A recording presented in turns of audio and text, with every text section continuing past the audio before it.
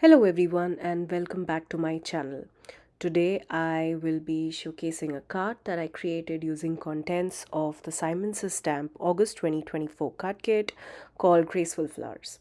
Well, here I am beginning a new series a playlist where I will have cards that I create using the contents of the Simon's Stamp card kit. Uh, for our card today, I will be using or mainly focusing on the embossing folder that is provided in the card kit. It's a beautiful 3D embossing folder and I had so much fun using this. Well, this project it can be very easily mass produced in a variety of different colors and you have some beautiful sentiments on the stamp set. Well, here's the Blossom Swag 3D embossing folder with a beautiful textured look that I will be showing you later in the video. Also, I'm using the Graceful Flowers stamp set, but from this stamp, I'll be using only the sentiments and not any of those floral images. I went ahead and used this embossing folder on a 4 1/4 by 5.5 inch and A2 size card panel and just take a look at that detailed 3D embossed floral image. Well, the camera doesn't capture it so well, but in real life, it's absolutely stunning. Now, for the color choices, I decided that I will go with the Botanical Blooms paper pad that was provided in the kit. I wanted to select or be inspired by some of these beautiful, gorgeous floral colors on these paper pads. Initially, I thought I would go with blues and greens or maybe even pinks and yellows.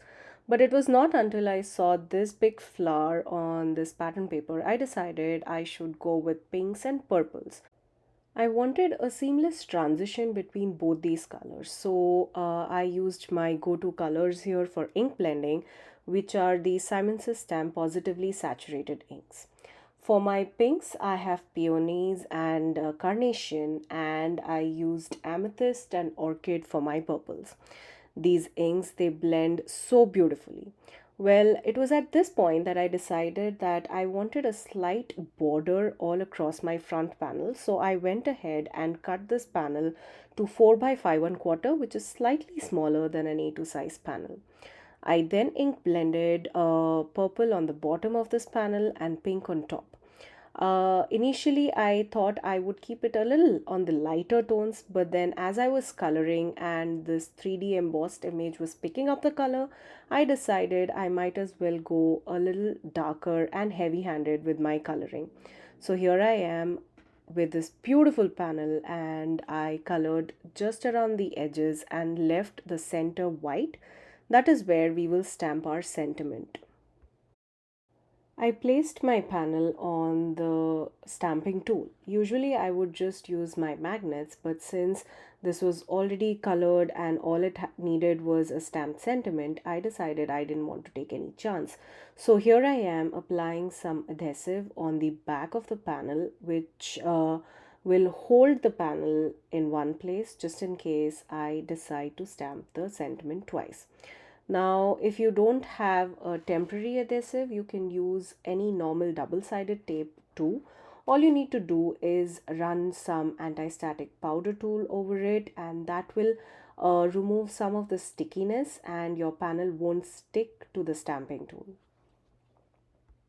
So here the tape on the back of the panel is just enough to hold the panel in place and it won't tear it when I try to remove it out of the stamping tool.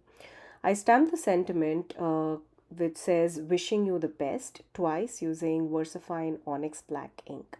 I love this ink and I love how that white center is perfect for your stamped sentiment. Here's a look at the finished panel. Well, since we used the VersaFine Onyx Black ink, you could also use some embossing powder over it if you like some shine on your card. And here's a look at that white border, which is absolutely beautiful on our card front. Now, since this 3D embossing folder gives a lot of texture and dimension to our card, I decided not to pop it up even more. So here I am using a double-sided tape to adhere my card front on the card base. I made sure there's a lot of adhesive because of the texture on this, and Well, all we need to do is stick this onto the card base. Cutting the panel to 4 by 5 and quarter was definitely a good idea. I love the white border. Well, now let's add some shine and sparkle to our card. I am using the Prism sequins from This Calls for Confetti. Now, whenever I'm adding any kind of sequin mix on my card front, I like to keep them in odd numbers. So here I have 3 on the top and 2 at the bottom.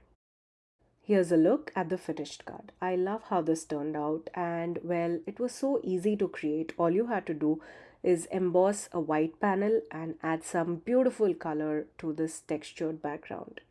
Well, this is a card that can be easily mass produced, and you could add any sentiment of your choice. Here's another project that I created very similar to this one but with different colors. Here I have yellows and oranges. And here instead I changed the orientation of the card and added a new sentiment which says here's to a new chapter. And I have some gold holographic sequin mix again by This Calls for Confetti. I had so much fun creating this card. I am in love with this 3D embossing folder and plan on creating more such projects, changing the sentiments, adding more sparkle and shine, and even trying the blackout method, which is a recent rage in the card making world. Thank you for being here with me today. I will be back with more fun and colorful card projects for you guys. Until next time, stay safe.